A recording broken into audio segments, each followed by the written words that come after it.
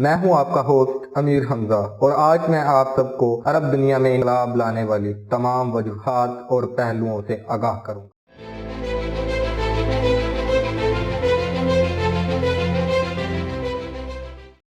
ایک چراغ کیا جلا 100 چراغ جل گئے۔ 18 دسمبر 2010 تیونس میں شمع انقلاب روشن ہوئی۔ عزیزی سن 1984 میں تیونس کے قصبے بوزید میں پیدا ہوئے۔ 18 دسمبر 2010 کو دفتر بلدیہ کے سامنے خود پر پیٹرول چھڑکا اور اپنے آپ کو آگ لگا دی۔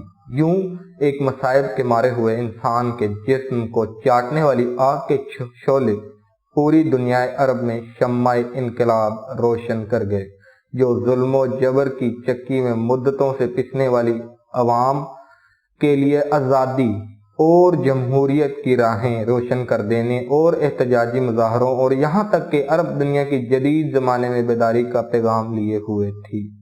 26 سالہ محمد البو عزیزی ایک غریب خاندان کا فرد اور کفیل تھا۔ جب وہ پیدا ہوا تو اس کے والد کی وفات ہو گئی تھی اور اس کی غریب ماں نے اسے لوگوں کے گھروں میں سنبھالا۔ عزیزی 10 سال کا ہوا تو سبزی کا ٹھیلا لگا کر اپنی ماں کا ہاتھ بٹانے لگا، اور یوں اس کی قسمت میں زندگی بھر اپنے قصبے کی گلیوں میں مارے مارے پھر کر پھل و سبزیاں بیچنا لکھا گیا۔ مگر اس نے ہمت نہ ہاری اور صبح اپنے پیشے سے کچھ وقت نکال کر اسکول بھی جانے لگا۔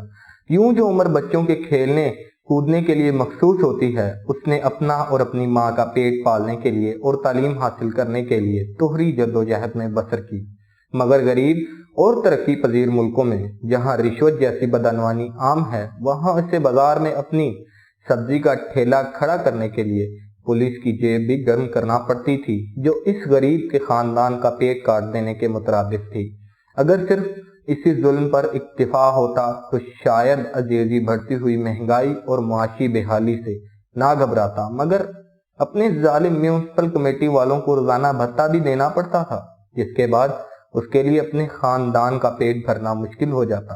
ایک دن جب وہ اتنا بھی نہ کما سکا کہ میونسپل والوں کا روزانہ ٹیکس ادا کرے، تو میونسپل کمیٹی کی ایک خاتون افسر نے اسے تھپڑ سے نوازا اور اس کا سبزی بحق سرکار ضبط کر لی۔ البو عزیزی بیچارے کی کل کائنات تو یہی سبزی کا ٹھیلا تھا، جس سے وہ اپنے خاندان کی کفالت کا فریضہ ادا کر رہا تھا۔ جب وہ بھی اس سے چھن گیا تو وہ شکایت لے کر قصبے کے میئر کے دفتر پہنچا، لیکن ایک افسر کے مقابلے میں اسے دھتکار کر دفتر سے نکال دیا گیا۔ یوں ہر طرف سے مایوس ہو کر عزیزی کی ہمت اور جینے کی امید دونوں نے دم توڑ دیا، اور وہ اپنی زندگی کو اپنے ہاتھوں سے ختم کرنے پر مجبور ہو گیا۔ مگر ایک سبزی فروش کا یہ اندھوناک اقدام تیونس کی جدید تاریخ کے ایک اہم سنگ میل کا پیش خیمہ بن گیا، اور تیونس کی تاریخ کے ایک بڑے آمر کے زوال کا سبب بھی بنا۔ اس موقع پر اس کی ماں کا ایک اخبار کو انٹرویو دیتے ہوئے یہ کہنا تھا کہ اسے اس بات پر فخر ہے کہ اس کے بیٹے نے خطے میں آزادی کی ایک نئی تحریک کو جنم دیا۔ بو عزیزی نے خود کو جلا کر جو علاؤ روشن کیا، جلد ہی پوری عرب دنیا اس کی لپیٹ میں آ گئی۔ اس لیے بو عزیزی وہ شمع ہے جس نے نہ صرف قوم و ملک بلکہ پوری دنیا کو روشن کر دیا۔ جس عامر کے زوال کا یہ سبب بنا وہ تھا تیونس کا عامر صدر زین العابدین بن علی، جو تیونس پر 1987 سے حکومت کر رہا تھا۔ جب 1987 میں صدر زین العابدین نے عنان اقتدار سنبھالی تھی تو اس وقت تیونس مالی اور سیاسی طور پر شدید بحران کا شکار تھا اور تقریباً دیوالیہ ہو چکا تھا۔ اس نے صدارتی عہدہ سنبھالنے کے ساتھ ساتھ ملکی معیشت کو بھی سنبھالا دیا اور موضوع معاشی حکمت عملیاں اختیار کیں، جن سے تیونس ایک سیاسی اور معاشی طور پر مستحکم ملک بن کر ابھرا۔ اس ملک کے پاس پیٹرولیم، کان کنی اور سیاحت قومی آمدنی کے 3 بڑے ذرائع ہیں۔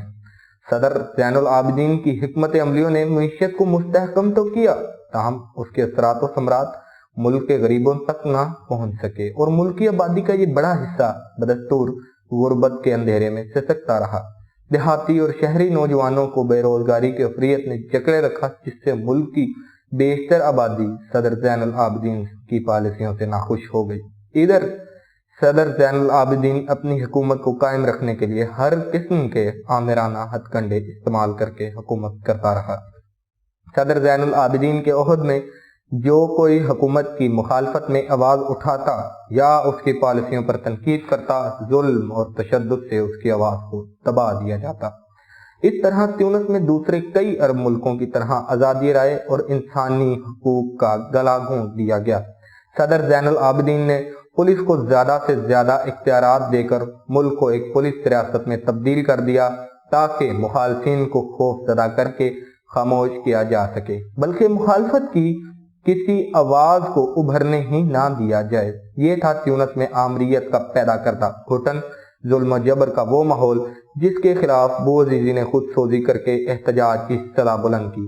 آمریت کے خلاف بوعزیزی کا یہ احتجاج مایوسی کی اتھاہ گہرائیوں سے ابھرا تھا، لیکن اس کے ہم وطنوں نے اس کی جان کے نذرانے کو اور اس کی صدائے احتجاج بلند کرنے کی اس کوشش کو رائیگاں نہیں جانے دیا، بلکہ اس کے نقش قدم پر چل کر جرأت اور دلیری کے پھول کھلا دیے۔ تیونس کے حکمرانوں کے خلاف غم و غصے کی جو چنگاریاں مدت سے زیر زمین سلگ رہی تھیں، وہ بوعزیزی کی شہادت سے جوالا مکھی بن کر ملک کے گلی کوچوں میں احتجاجی مظاہروں کی شکل اختیار کر گئی۔ اس موقع پر عصر حاضر کے ایک ممتاز عالم دین شیخ یوسف قرضاوی نے تیونس میں عوام کی بیداری کا خیر مقدم کرتے ہوئے انقلاب کو ایک جائز اقدام قرار دیا۔ اس موقع پر ان کا کہنا تھا کہ اسلام میں ہر حکمران اللہ تعالیٰ اور پھر عوام کے سامنے جواب دہ ہے۔ اگر کوئی آمر مطلق بن بیٹھے تو بذریعہ احتجاج یا انقلاب اسے معزول کرنا جابر حکمران کے سامنے کلمہ حق ادا کرنے کے برابر ہے۔ انہوں نے مزید کہا کہ جن ملکوں میں عوام مفلس اور میں عوام کو یہ احتجاج عین حق و انصاف اور جائز و حلال ہوگا۔ انقلاب کی ان دبی ہوئی چنگاریوں کو پہلی ہوا ویسل بلوئر تنظیم وکی لیکس نے دی۔ دسمبر کے آغاز میں تیونس کے متعلق وکی لیکس نے ملک میں تہلکہ مچا دیا۔ تیونس میں متعین امریکہ کے سفیر نے وکی لیکس میں انکشاف کیا کہ ملک میں ہر طرف بدعنوانی کا دورہ ہے اور نچلی سطح سے لے کر حکمران خاندان و طبقہ اشرافیہ عیش و عشرت میں مبتلا زندگی گزار رہا ہے۔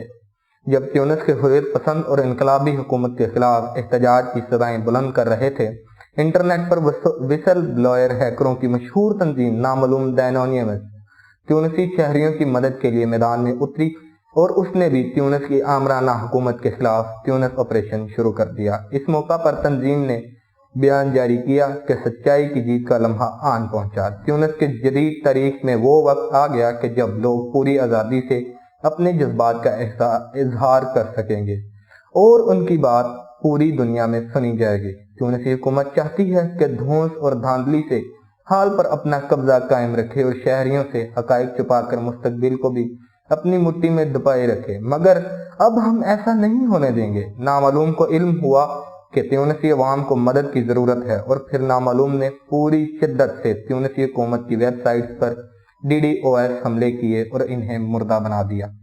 تیونس عرب دنیا کے ان ممالک میں سے ہے جہاں شرح خواندگی خاصی بلند ہے، یعنی 75% کے لگ بھگ ظاہر کی جاتی ہے۔ اسی لیے ملک کی 1 کروڑ آبادی میں سے تقریباً 35 لاکھ افراد انٹرنیٹ استعمال کرتے ہیں، بلکہ فیس بک، ٹویٹر، یوٹیوب اور دیگر سوشل میڈیا پر اپنے اکاؤنٹ رکھتے ہیں۔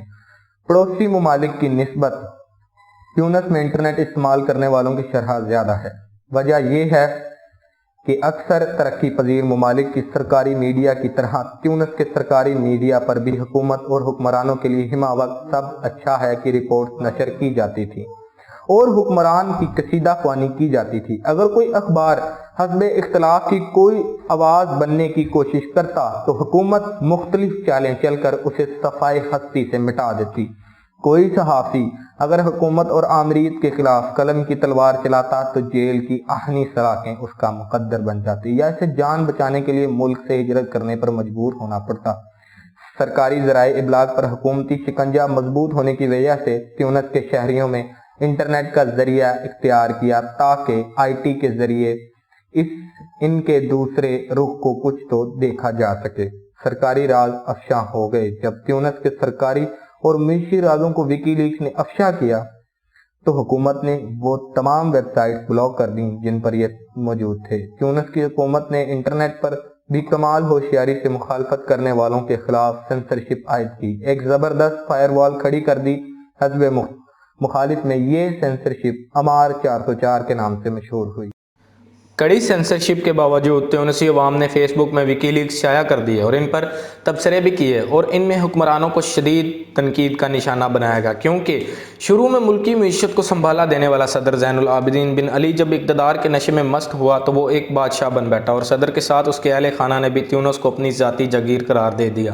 صدر کے بھائی، بھتیجے، بھانجے اور دیگر قریبی اعزاز کمیشن ایجنٹ بن کر خوب مال بٹورنے لگے۔ تیونسی انقلاب سے پہلے وکی لیکس نے انکشاف کیا تھا کہ تیونس کا صدارتی خاندان وسیع پیمانے پر بدعنوانیوں میں ملوث ہے اور شاہی خاندانوں کی طرح زندگی گزارتا ہے۔ اس خاندان کے تیونس کے ساحلی مقامات پر قیمتی گھر بلکہ عالی شان محل ہیں، اور ان کے لیے مشروبات اور غذائیں بیرونی ممالک سے ہوائی جہازوں کے پر منگوائی جاتی ہیں۔ ان کے ہاں روزانہ 20 ڈشیں با افراد پکائی جاتی ہیں۔ 18 دسمبر 2010 کو تیونس کے قصبے سیدی بوزید میں اولین شہید انقلاب بوعزیزی سے ایک یکجہتی کے لیے ایک زبردست عوامی مظاہرہ ہوا۔ جب پولیس نے مظاہرین کو منتشر کرنے کی کوشش کی تو اس عوامی مظاہرے نے حکومت مخالف مظاہرے کی شکل اختیار کر لی۔ مظاہرین حکومت کے خلاف جوش و خروش میں بھرے نعرے لگانے لگے، ہم اللہ کے سوا کسی سے نہیں ڈرتے۔ یہ مظاہرہ جو بارش کے پہلے قطرے کی حیثیت رکھتا تھا، بظاہر ایک ساکن مظاہرہ تھا، مگر اس نے غم و غصے کی ایک تیز ترار لہر کی صورت میں اختیار کر لی۔ تاہم تیونس کے سرکاری میڈیا نے ان عوامی مظاہروں کے متعلق بہت کم خبریں شائع کیں۔ حکومتی عناصر نے مظاہرین کو شرپسند اور یہاں تک کہ دہشت گرد قرار دے کر ان پر فائرنگ کھول دی۔ تیونس حکومت کے خلاف انقلابی سرگرمیاں تیز ہو گئی، اس میں احتجاج زیادہ ہو گئے، مظاہروں کی تعداد بڑھ گئی اور یوں وزیر اعظم اور صدر کے اوپر دباؤ ڈالنا شروع کر دیا، اور لوگوں نے بڑی تعداد میں شرکت کی اور اس سے آمریت ہار گئی۔ جیسا کہ پہلے ذکر آیا تھا کہ تیونس میں حزب اختلاف بہت کمزور اور نہ ہونے کے برابر تھی۔ صدر زین العابدین کے ظالمانہ ہتھ کنڈوں کی وجہ سے حزب مخالف کو اتنی جرأت ہی نہیں تھی کہ وہ حکومت کے خلاف زبان کھول سکے، مگر کسی کے وہم و گمان میں بھی نہیں تھا کہ اس افریقی ملک کے لوگ ظالم حکومت کے خلاف اس شدت سے اٹھ کھڑے ہوں گے کہ حکومت کے ایوانوں میں زلزلے آ جائیں گے۔ بہرحال سوشل میڈیا کی مدد سے تیونس کی عوام حکومت کے خلاف ایک پلیٹ فارم پر جمع ہو جانے میں کامیاب ہو گئے۔ پھر ایسی انقلابی قوت نے جنم لیا کہ آمریت حواس باختہ ہو گئی اور اسے دیکھتے ہی بالآخر میدان چھوڑ کر بھاگ کھڑی ہوئی۔ اس میں طلبہ نے بھی شمولیت اختیار کی اور اس سے بوعزیزی کی موت نے بہت فرق ڈالا۔ بوعزیزی کی موت کا اثر ان تمام لوگوں پر ہوا اور انہوں نے یکجہتی کے لیے مظاہرہ کیا، جن مظاہروں پر پولیس نے فائر کھولے اور کئی مظاہرین مارے گئے، کئی مظاہرین کو گرفتار کیا گیا۔ پھر جب کشتی ڈوبنے لگی 12 جنوری کو صدر زین العابدین نے وزیر داخلہ کو برطرف کر دیا اور مظاہروں کے دوران گرفتار کیے گئے تمام قیدی رہا کر دینے اور عوام سے وعدہ کیا کہ وہ 3 لاکھ لوگوں کو ملازمتیں دے گا۔ نیز حکومت میں بدعنوانیوں کے متعلق تفتیش کرنے کے لیے ایک کمیٹی قائم کر دی گئی، تاہم مظاہرے جاری رہے یہاں تک کہ دارالحکومت میں رات کو وقت کرفیو نافذ کرنا پڑا۔